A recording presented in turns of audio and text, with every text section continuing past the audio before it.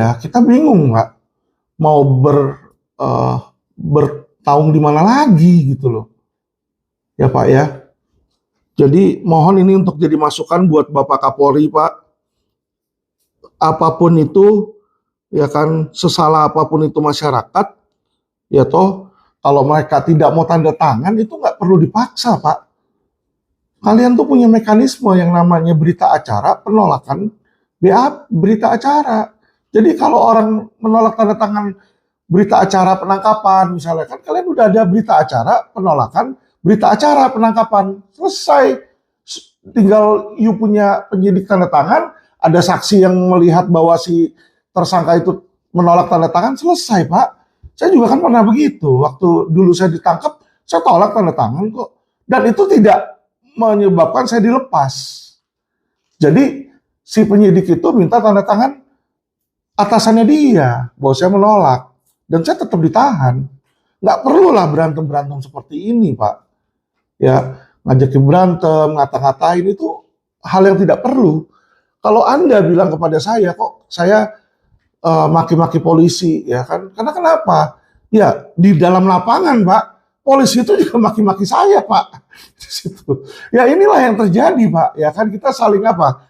Ya, saling maki-maki di situ. Jadi ya sulit Pak di sini ya Pak ya.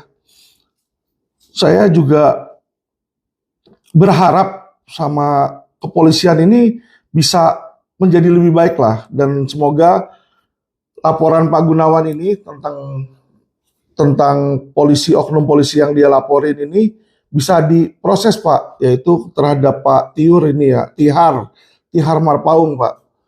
Kalau memang terbukti ya dikasihlah Pak sanksi disiplinary Pak, supaya yang bersangkutan jangan mengulangi hal yang sama Pak. Kalau memang ilmunya kurang, di training lah Pak.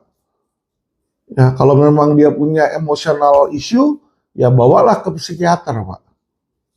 Ya, jadi sangat tidak etis dan sangat tidak baik memiliki orang yang seperti ini di kepolisian RI Pak. Oke, saya rasa itu aja yang saya mau sampaikan. Saya nggak mau panjang lebar. Saya berharap supaya ini bisa jadi masukan yang baik pada polisian dan Polri bisa berubah menjadi lebih baik, dan polisi bisa menjadi sahabat masyarakat sih, itu yang saya inginkan ya. Walaupun saya tahu dalam lubuk hati saya yang paling dalam kayaknya itu masih susah dan masih jauh itu Pak untuk tercapai Pak. Apalagi hampir setiap laporan polisi yang saya jalankan ini Pak, di kepolisian mandek Pak. Mandek, dan harus perlu saya datang ke sana gebrak-gebrak meja di sana, saya marah-marah, baru Pak jalan Pak.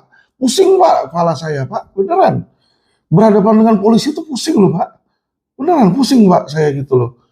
Jadi saya melihat bagaimana saya dibenci oleh kepolisian.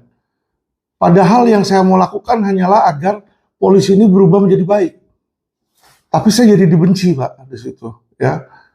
Sedangkan polisi yang ada ini kebanyakan di kantor polisi ini oknum Pak, yang kerjanya terima suap, mengkriminalisasi orang ya. Kasus perdata jadi pidana, kasus pidana jadi perdata Pak. Ya. Nanti di video saya berikutnya saya akan tunjukkan kepada Bapak Pak, gimana oknum polisi Ranmor yang di Polres bekerja Pak. Ya, kasus pidana jadi perdata Pak. Sudah lama, LP sudah 1 tahun, perkara sepele aja nggak beres-beres Pak. Putar-putar kiri kanan atas bawah Pak. Ya. Jadi bayangkan Pak, hal yang seperti itu bagaimana? Suruh lapor propam, saya sudah lapor propam Pak. Saya sudah minta gelar ke Wasidik, ke Iwan Kurniawan, sampai sekarang Iwan masih belum mengadakan gelar Pak di situ Pak. Ya, jadi ini membuat saya benar-benar jujur kecewa Pak sama kepolisian Pak. Hal yang sepele aja kalian tidak mau melakukan tugas kalian gitu loh. Nah terus mau gimana? Ya, nggak lapor salah karena kita diwajibkan secara undang-undang wajib melaporkan kalau melihat tindak pidana, tapi kita lapor juga nggak diurusin di situ ya. Jujur Pak, saya yang selama ini mendampingi masyarakat side by side, saya frustasi Pak. Saya frustasi.